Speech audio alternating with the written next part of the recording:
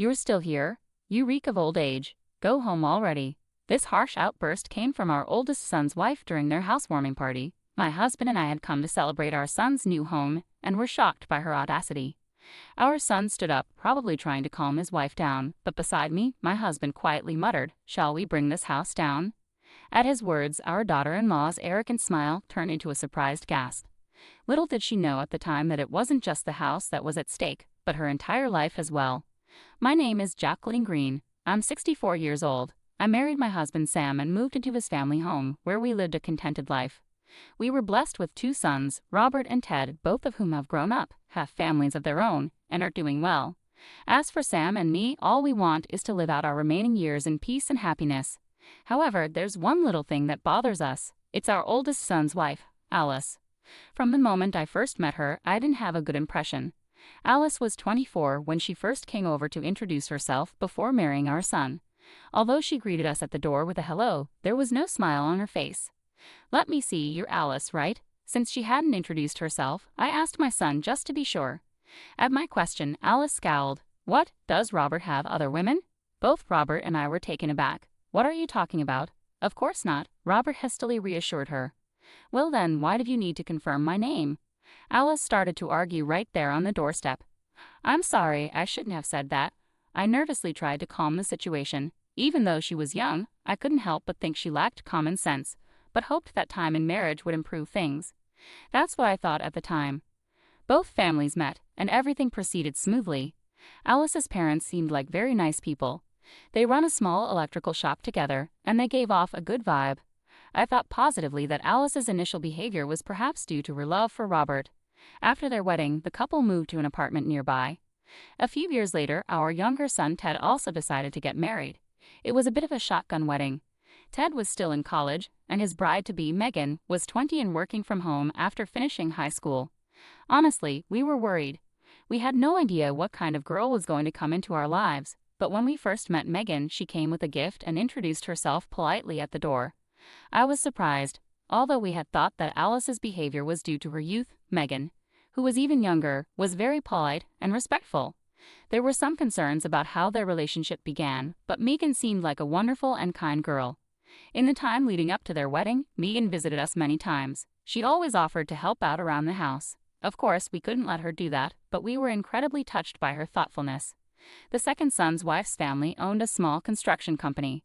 Ted, who was still in college, decided to drop out and start working there. Then a beautiful baby girl was born to the couple. When the baby turned 6 months old, they decided to hold a belated wedding ceremony. Of course, the eldest son and his wife attended the ceremony.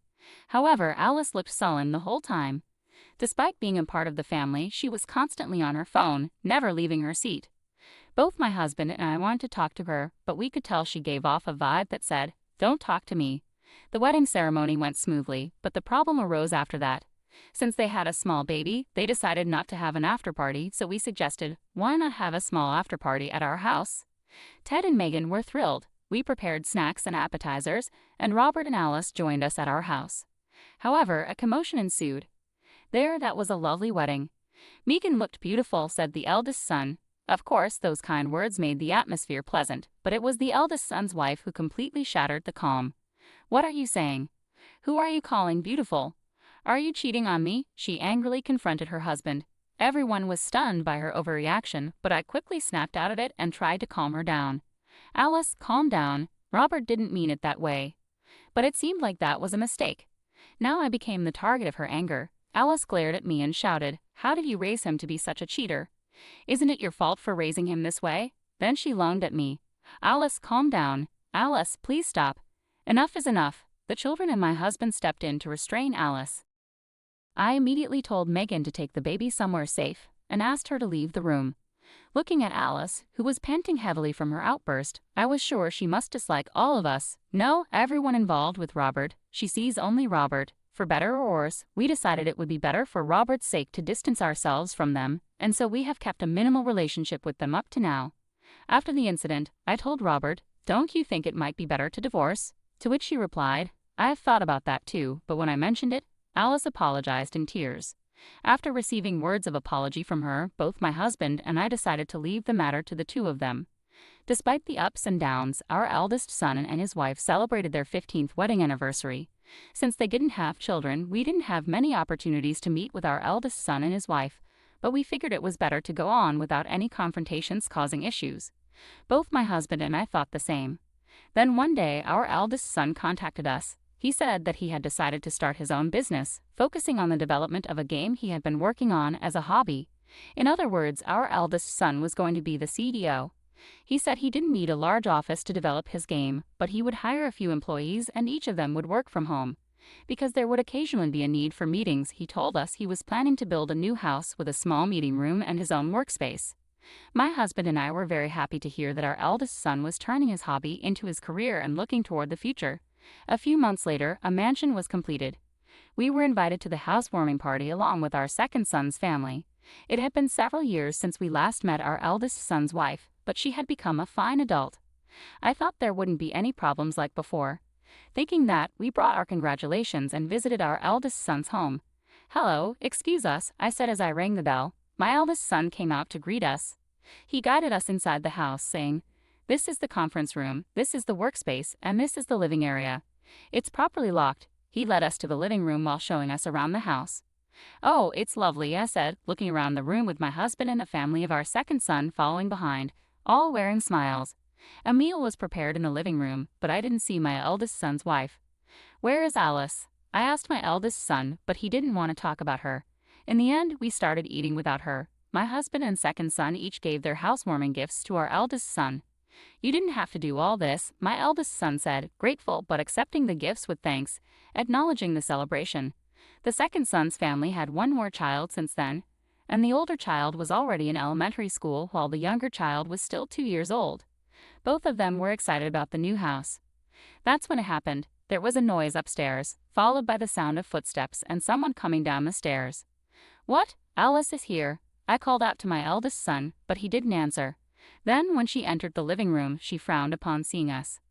"Alice, hello, it's been a while," I called out to her, but she was still looking sullen as usual. Then she said to us, "You're still here. You reek of old age. Go home already." Alice's harsh words froze the warm atmosphere in the room. "Hey, Alice, how can you say such a thing?" Robert chastised his wife, but it was clear Alice had no intention of taking his reprimand to heart.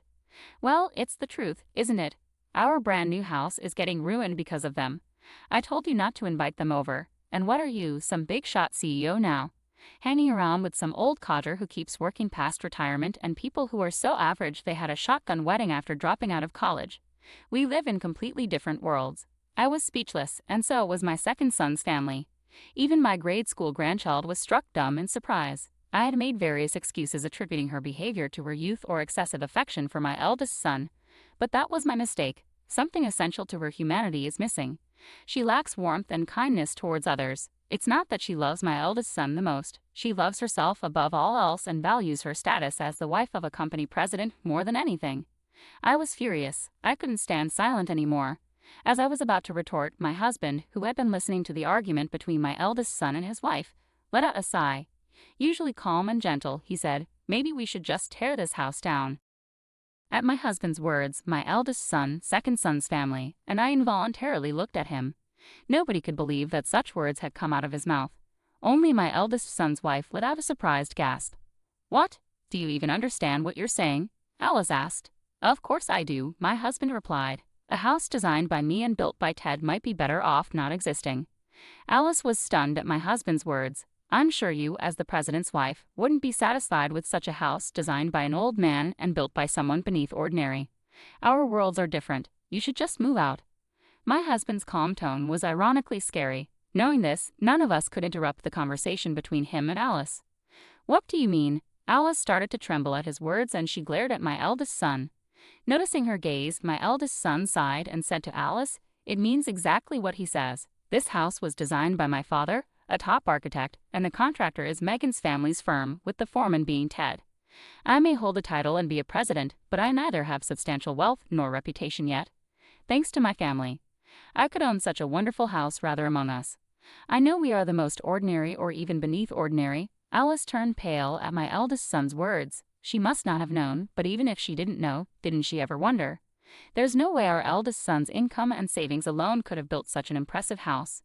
My husband didn't even charge for the design work, and there's hardly any profit for our second son's in-laws who run a construction company. I can't thank enough to our second son's in-laws who helped us simply because we're family. Yet our eldest son's wife has the audacity to act pompous just because of her husband's status. Who does she think she is, saying that we're less than average? Alice repeated his words as if she couldn't believe them. You could see the despair on her face. Indeed, my husband still works for a company even after his retirement, but that's because the company asked him to stay on as a top-tier architect. Our second son is being groomed as the next boss at his wife's family business.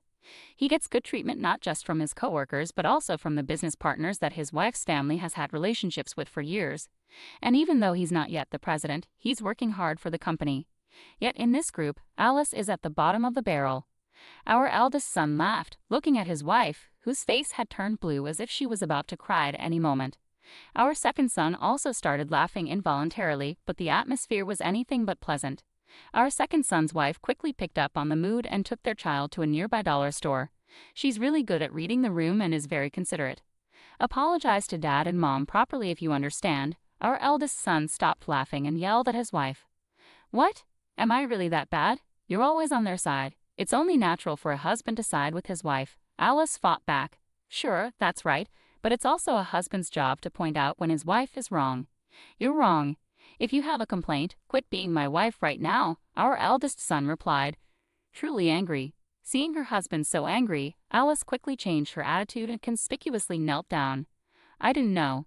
You never told me, she said, acting like a tragic heroine. Then, as if intoxicated by her own performance, she turned to my husband and me and began to apologize. I'm really sorry for the rude things I've said. We watched her act with a blank expression, not feeling a shred of sympathy. Her overly dramatic apology didn't touch our hearts at all, and it was too late to apologize anyway. We had no intention of accepting her superficial apology, just like last time. Seeing his wife in this state, our eldest son asked, Dad, Mom, what do you think? Am I terrible? Am I doing something wrong? My husband looked at me, realizing that I had something to say. I couldn't forgive her for her previous remarks, no matter what. No, Robert, I think you're right. If a wife disrespects her family, it's a husband's duty to correct her. I will reflect and change my attitude. Alice continued her melodramatic act. No, Alice, this is not the first time you've been disrespectful to us, is it? Haven't you been told this every time by Robert? Robert must have pointed out your words every time, right? What about that? I asked. At my words, Alice bit her lip, turning pale. I don't meet someone who belittles my husband and son in the Green family. It would be better for both of us to cut ties, I said. Jacqueline, she cried out in a desperate voice. In our 15 years of marriage, it was the first time she called my name. We live in different worlds. I threw her words back at her. At those words, Alice collapsed on the spot and froze as if her spirit had left her body. She might be regretting her actions a little bit. Being told that we live in different worlds must have been a significant blow to Alice, even though they were her own words. Although I thought that, my second son said, Mom, you were really cool. It seemed to be quite a shocking remark for Alice. In the end, my eldest son Robert decided to divorce his wife Alice, who loved Robert so much. When Robert proposed, if you want to stay with me, Alice, you need to start working and contribute to the mortgage for this house we got at a reduced rate, Alice turned bright red with anger. At the time of their marriage, Robert had told her, I want my wife to be a homemaker.